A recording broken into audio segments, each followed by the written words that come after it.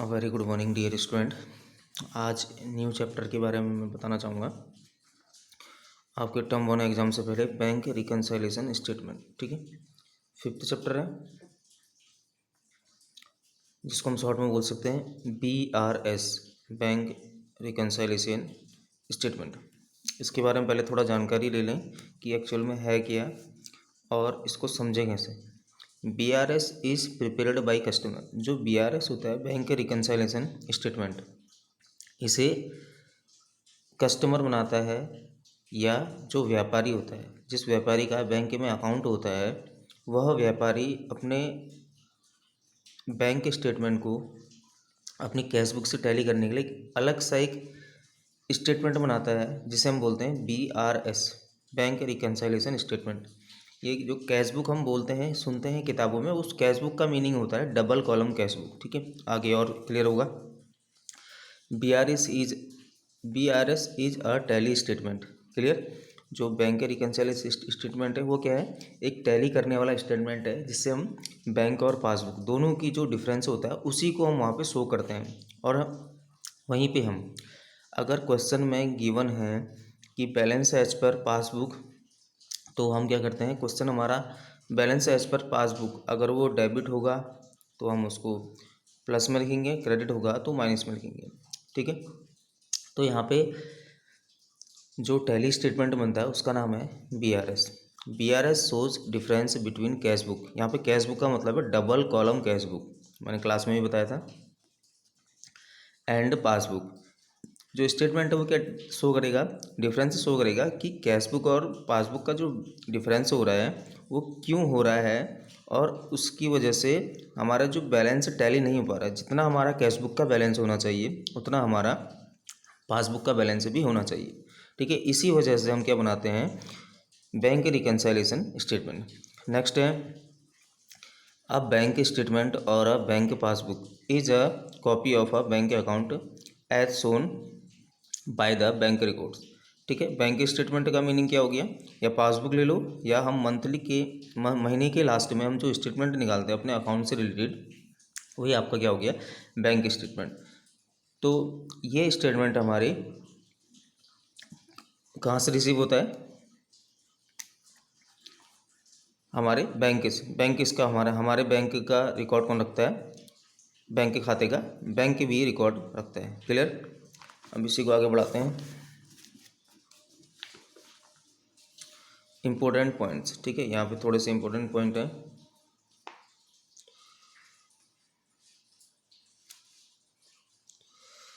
The amount of balance shown in the passbook. जो passbook में balance show होगा और the bank statement must tally with the balance as shown in the cash book. यहाँ पे must tally लिखा है कि हमारे पासबुक और कैश बुक का बैलेंस है वो टैली ही होना चाहिए। Clear.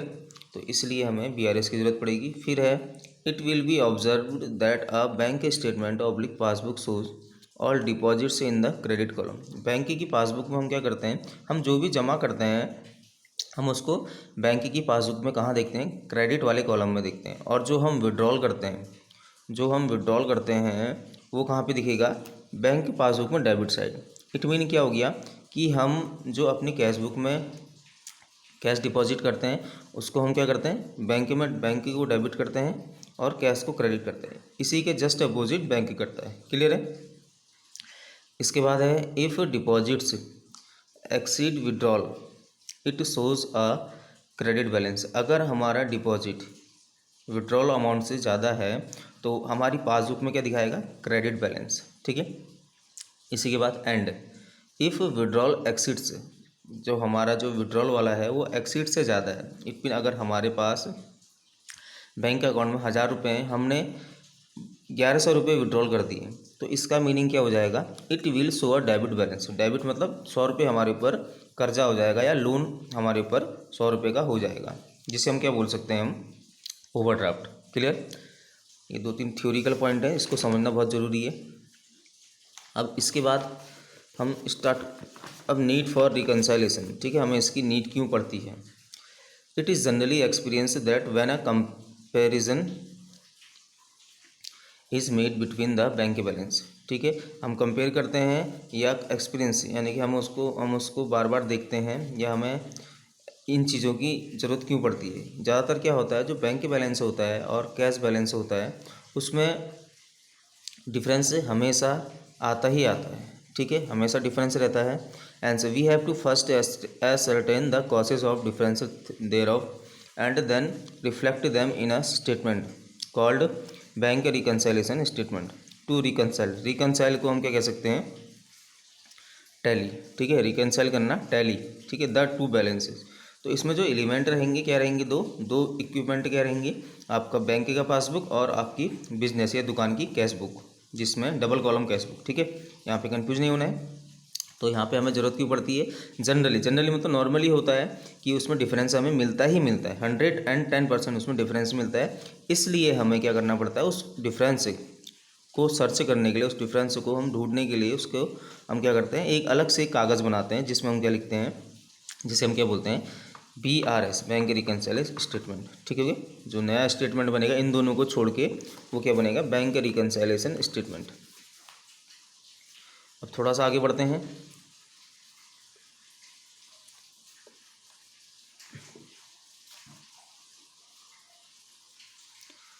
In order to prepare a bank reconciliation statement, we need to have a bank balance as per the cash book and a bank statement as on a particular day along with details of both the book। यहाँ पे क्या हो गया कि हम अगर bank statement से हम अपनी कैश बुक टैली करते हैं तो हम अपनी कैश बुक में चेंज करते हैं। ठीक है, और ये हम कब करते हैं, जब महीने के लास्ट में। क्लियर है, महीने के लास्ट में हम इसको टैली करेंगे। जैसे ये महीना है अक्टूबर का, तो 31 अक्टूबर का हम बैंक स्टेटमेंट लेंगे और अपनी 1 अक्टूबर से 31 अक्टूबर की डिटेल को हम टैली करेंगे। ठीक है, इसमें मैक्सिमम क्या होता है कि हम ज़्यादातर मैक्सिमम हम कैश बुक को ही हम पासबुक के अकॉर्डिंग ही उसको मेंटेन करते हैं। ठीक है, कहीं कहीं पे क्वेश्चन आएगा कि बैलेंस एज पर पासबुक, तो वहाँ पे हम क्या करेंगे, अपनी पासबुक का बैलेंस कैश बुक के थ्रू हम कैश बुक के अकॉर्डिंग हम उसको मेंटेन करेंगे या बनाएंगे। क्या बनाएंगे, बैंक रिकन्साइलेशन स्टेटमेंट। ठीक है, तो यहाँ पे जो अगर हम कैश बुक का बैलेंस सही कर रहे हैं तो टारगेट हमारा क्या रहेगा, बैंक रिकन्साइलेशन स्टेटमेंट। अगर हम पासबुक का टारगेट हमारा क्या रहेगा, सॉरी, बैंक स्टेटमेंट। क्लियर, अगर हम बैंक स्टेटमेंट को सही कर रहे हैं, ठीक है, प्रॉपर बना रहे हैं, तो हम किसको देख के बनाएंगे, कैश बुक को देख के। क्लियर है, ये दो चीज़ें हैं। पर्टिकुलर डे यानी कि हम 31 महीने के लास्ट में ही हम उसको शो करते हैं, सही करते हैं। If the two balance differ the entries in both the books are compared and the item on a account of which of the difference has arisen are as certain with the respective amounts involve so that the bank reconciliation statement may be prepared. ये भी same meaning है कि जो भी differences है उसको हम prove करने के लिए, ठीक है, उस डिफरेंस को प्रूव करने के लिए हम क्या करते हैं, हम एक अलग से स्टेटमेंट बनाते हैं। जो भी मिस्टेक हमारी अराइज होती हैं उसको हम क्लियर करने के लिए, सही करने के लिए हम जो भी स्टेटमेंट बनाते हैं उसको हम क्या बोलेंगे, बैंक रिकन्सिलिएशन स्टेटमेंट। ठीक है, ये तो आपका छोटे छोटे टॉपिक हो गए। अब मैं क्या करता हूँ, उसके फॉर्मेट के बारे में बताता हूँ। ठीक है, फॉर्मेट के बारे में बताऊँगा जो आप लोगों को फेयर में भी करना है। क्लियर, अब फॉर्मेट है इसका ये सेम है, 4 कॉलम बनेंगे, सीरियल नंबर भी लिख सकते हैं यहाँ पे। ठीक है, कहीं पे डेट होगा तो डेट भी लिख सकते हैं, यहाँ पे कोई डाउट की प्रॉब्लम नहीं है। अब इसको हम क्या करते हैं, सबसे पहले इसको हम कैसे बनाते हैं, क्यों बनाते हैं। ठीक है, कैसे बनाएंगे और क्यों बनाएंगे इसकी ज़रूरत तो हमें रहेगी। यहाँ पे ध्यान देना है, balance as per cash book. यहाँ पे अगर क्वेश्चन में दिया है, गिवन है कि बैलेंस कैश बुक का बैलेंस है, तो हम क्या करेंगे, उसको हम प्लस में लिखेंगे। उसमें ना डेबिट दिया ना क्रेडिट दिया तो हम उसको प्लस में लिखते हैं। Check issued but not presented, यहाँ पे इसको हम प्लस दो, सबसे पहले कॉलम बताता हूँ, 4 column, serial number, particulars, plus और माइनस। क्लियर, 4 कॉलम है। तो यहाँ पे आप लोग क्या करोगे, क्वेश्चन में हम क्या कर रहे हैं, balance as per cash book. यहाँ पे हम क्या कर रहे हैं, इसका मीनिंग क्या बनेगा, जो हम क्वेश्चन में गिवन होगा balance as per cash book, जो हम first line serial number first में हम लिखेंगे, इसका मीनिंग है कि हम जो कैश बुक का बैलेंस है वो किससे टैली कर रहे हैं, पासबुक। ठीक है, पासबुक के जैसा ही, पासबुक के अकॉर्डिंग ही अपने कैश बुक का बैलेंस हम इम्प्रूव करेंगे। ठीक है, अभी फॉर्मेट बता रहा हूँ, न्यूमेरिकल क्वेश्चन बताऊंगा, एग्जांपल से बताऊंगा, तो वहाँ पे ये चीज़ें क्लियर हो जाएंगी। Check issued but not presented, यहाँ पे क्या है, चेक इशू किया है बट हमने, बैंक ने उसको प्रेजेंट नहीं किया। ठीक है, बैंक ने उसको यूज़ नहीं किया है, बैंक ने उसको पेमेंट नहीं की हमारे चेक्स, जो हमने चेक दिया था बैंक से को पेमेंट करने के लिए। तो हम, जैसे मैंने बोला कि हमने, जैसे मान लिया, जैसे यहाँ पे छोटा सा एग्जांपल लेता हूँ,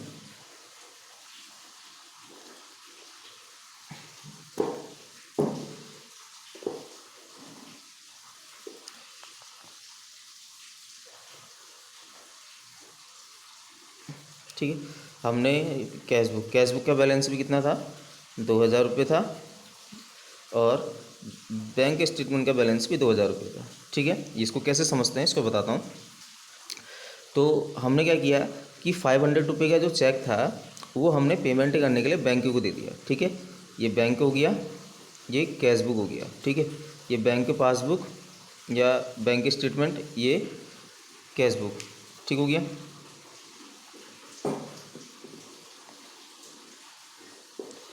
अब दिख रहा होगा, थोड़ा सा मैं एग्जांपल बता दे रहा हूँ। कैश बुक का बैलेंस भी 2,000 है और बैंक पासबुक का बैलेंस भी 2,000 है। क्लियर। तो हमने क्या किया कि हमने एक चेक इशू किया 500 रुपीज़ का, और हमने जिस दिन चेक इशू किया, आज के दिन इशू किया, तो हमने सोचा कि हमारे बैंक से 500 रुपये कम हो गए। हमने यहाँ तो माइनस तो कर दिया। ठीक है, हमने चेक दे दिया, तो हम हमारी तरफ से क्लियर हो गई कि हमने इसको पेमेंट कर दिया किसी क्रेडिटर को या किसी सप्लायर को जिसको हमें पेमेंट करनी थी। 500 पेमेंट करना था, चेक से पेमेंट किया, लेकिन बैंक में जब वो चेक गया तो बैंक ने उसे पेमेंट नहीं किया। कुछ प्रॉब्लम हो गई, इनवैलिड चेक हो गई, या ओवर राइटिंग हो गई, या डिले हो गया, बैंक की छुट्टी हो गई, या 2-3 दिन डिले हो गया, तो उस दिन नहीं किया। ठीक है, तो या उस मंथ नहीं किया, तो बैंक के में बैलेंस कितना होगा, 2,000 ही होगा। और हमारी कैश बुक का मीनिंग हो गया कि हमारी कैश बुक में बैलेंस हमने माइनस तो कर दिया, वो कम हो गया, लेकिन यहाँ बैंक के पासबुक में कम नहीं हुआ। क्यों? क्योंकि हमने इस दिन चेक दे दिया, हम कम करेंगे, लेकिन हम ये बैलेंस 2,000 ही बनाना है। हम क्या करेंगे, उसको ऐड करेंगे 500 को। ठीक है, ऐड करेंगे, क्योंकि चेक पास नहीं हुआ है। ठीक है, चेक पेमेंट नहीं हुआ है, तो हम 500 ऐड कर दें। इसलिए हम, इसका मीनिंग है चेक इशूड तो हुआ, लेकिन उसको पेमेंट नहीं किया, उस चेक से पेमेंट नहीं किया बैंक ने, लेकिन हमने उसको कैश बुक में माइनस कर दिया। तो फिर से हम उसको बैंक के इक्वल अमाउंट लाने के लिए हम क्या करेंगे, उसको अपने, जैसे हमने माइनस किया उतना ही अमाउंट हम प्लस कर देंगे, तो बैंक के इक्वल आ जाएगा 2,000। क्लियर। तो ये है आपका check issued but not presented. फिर अगला है interest credited by the bank. अब बैंक ने क्या किया, हमारे अकाउंट में इंटरेस्ट पेड कर दिया। बैंक ने हमारे अकाउंट पे इंटरेस्ट पेड किया, लेकिन हमें पता नहीं चला, या हमने कैश बुक में नोट नहीं किया। तो इस कंडीशन में हम क्या करते हैं, जैसे 2,000 रुपये था, इसी को मैं आगे बढ़ाता हूँ। ये 2,000 रुपये हमारा बैलेंस हमने इक्वल किया था, तो बैंक ने इसमें हमें 300 रुपये इंटरेस्ट दे दिया। तो बैंक का बैलेंस तो कितना हो जाएगा, 2,300, लेकिन हमारा बैलेंस कितना हो रहा है, 2,000 ही दिखा रहा है। तो हमें 2,300 एज इट इज़ बैंक के पासबुक की तरह बैलेंस हमें इक्वल करने के लिए, बैंक के पासबुक के इक्वल करने के लिए हम क्या करेंगे, इसको भी 300 हम यहाँ पे अब ऐड कर देंगे अपनी कैश बुक को सही करने के लिए। तो यहाँ पे हम क्या कर देंगे, interest credit by the bank. इसका मीनिंग है कि जो इंटरेस्ट बैंक ने दिया वो हमने उसको कैश बुक में नहीं लिखा, तो हम क्या करेंगे, अपने बैलेंस में 300 को ऐड कर देंगे। समझ में आया? ये प्लस वाला कॉलम इसलिए ही बनाया गया है, इसलिए ही इसको बनाया गया है। फिर है cheque deposit but not credited by the bank. इसका मीनिंग क्या हो गया कि चेक हमने डिपॉजिट तो किया, लेकिन क्या हुआ, वो बैंक ने उसे जमा नहीं किया। ठीक है, बैंक ने उसे क्रेडिट नहीं किया, जमा नहीं, क्रेडिटेड मतलब कि बैंक की तरफ से उसने जमा नहीं किया। ठीक है, बैंक ने क्रेडिट नहीं किया। हमारी तरफ से क्या होगा, डेबिट होगा ना, बैंक की तरफ से क्रेडिट। तो यहाँ पे क्या हो गया कि हमने, जैसे इसी को हम आगे बढ़ाते हैं, 2,000 रुपये बैलेंस था, ठीक है, और पासबुक भी 2,000 थी। हमने क्या किया कि 500 का हमने चेक डिपॉजिट किया और हमारा बैलेंस हमने कैश बुक में कर दिया 2500, लेकिन बैंक ने ये चेक एक्सेप्ट नहीं किया या इसको डिपॉजिट नहीं किया।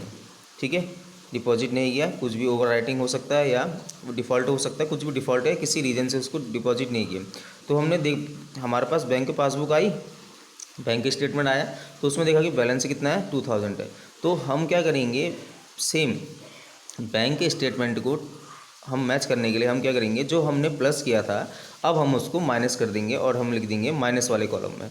तो फिर से कितना बन जाएगा, 2000 बन जाएगा, माइनस कर देंगे कैश बुक में। ठीक है, क्योंकि balance as per cash book से हमने क्वेश्चन स्टार्ट किया है, तो उसी के अकॉर्डिंग हम उसको प्लस माइनस करेंगे। क्लियर।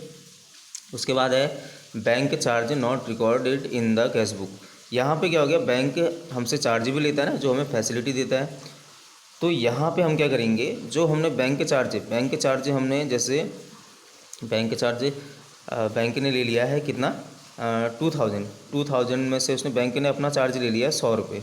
तो बैलेंस कितना आ गया 1900। हमने यहाँ पे लिखा ही नहीं है, ठीक है, लिखा नहीं है। तो हम यहाँ पे भी क्या करेंगे, 1900 करने के लिए हम क्या करेंगे, 2000 में से कितना लेस करेंगे 100। तो यहाँ पे हम माइनस वाले कॉलम में कितना लिख देंगे, बैंक के चार्जेस माइनस वाले कॉलम में लिखेंगे जो भी अमाउंट क्वेश्चन में दिया है।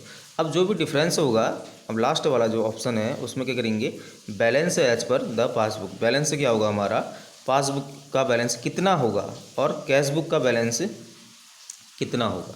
ठीक है, ये डिफरेंस बता देगा। इन दोनों के बीच के जो डाटाज होंगे, जो आंकड़े होंगे, वो बता देंगे कि ये पासबुक का बैलेंस आएगा और हम जो अमाउंट होगा उसी अमाउंट से हम क्लोज कर देंगे।